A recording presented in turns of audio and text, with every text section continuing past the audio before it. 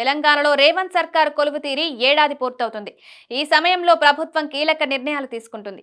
అధికారంలోకి రావడానికి దోహదం చేసిన గ్యారంటీల అమల్లో భాగంగా రేవంత్ సర్కార్ ఇప్పటికే కొన్ని ప్రారంభించింది. ఇక 4,000 రూపాయల పెన్షన్ అమలు దిశగా ప్రభుత్వం కసరత్తు ప్రారంభించింది. ఇప్పటికే లబ్ధిదారుల సంఖ్య, ఖర్చు అంచనా పైన ఒక స్పష్టతకు వచ్చింది. దీంతో త్వరలోనే ఈ పథకం అమలుపైన ప్రకటనకు సిద్ధమవుతుంది. ముఖ్యమంత్రి రేవంత్ తొలేడాది పాలన పూర్తి చేసుకున్నారు. ఎన్నికల సమయంలో ఇచ్చిన హామీలను పూర్తిగా అమలు దిశగా కసరత్తు చేస్తున్నారు. అందులో భాగంగా ఇప్పటికే ఉచిత బస్సు, గ్యాస్ సిలిండర్ల పథకాలు అమలు చేస్తున్నారు. రైతు రుణమాఫీ దాదాపుగా పూర్తి చేశారు. ఇంకా రుణమాఫీ చేయాల్సిన వారికి త్వరలోనే పూర్తి చేస్తామని ప్రభుత్వం చెబుతోంది. ఇదే సమయంలో ఎన్నికల సమయంలో పెన్షన్ 4,000కు పెంచి అమలు చేస్తామని నాడు కాంగ్రెస్ నేతలు హామీ ఇచ్చారు. ఈ హామీ అమలు దిశగా ప్రస్తుతం కసరత్తు జరుగుతోంది. త్వరలో పంచాయతీ ఎన్నికలకు వెళ్లాలని ప్రభుత్వం భావిస్తోంది.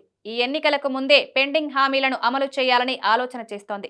ఏడాది పాలన పూర్తవుతున్న వేళ ఆసరా పెన్షన్ 4,000కు పెంపుతో పాటుగా రైతు భరోసా పైన ప్రణాళికలు సిద్ధం చేస్తున్నట్లు తెలుస్తోంది. రైతు భరోసా గురించి ప్రతిపక్షాల నుంచి విమర్శలు మొదలయ్యాయి.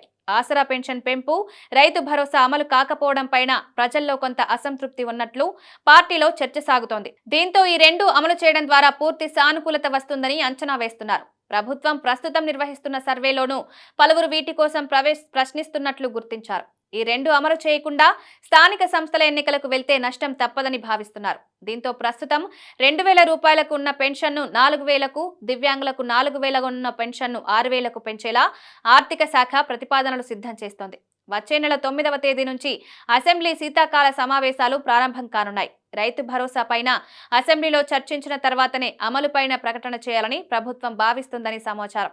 రైతు భరోసా పరిమితి ఖరారుపైన ఒక నిర్ణయం తీసుకున్న తర్వాత అమలు గురించి ప్రభుత్వం ప్రకటన చేయనుంది. సభలో ప్రతిపక్షాల నుంచి సూచనలు, సలహాలు స్వీకరించాలనేది రేవంత్ ఆలోచనగా సమాచారం.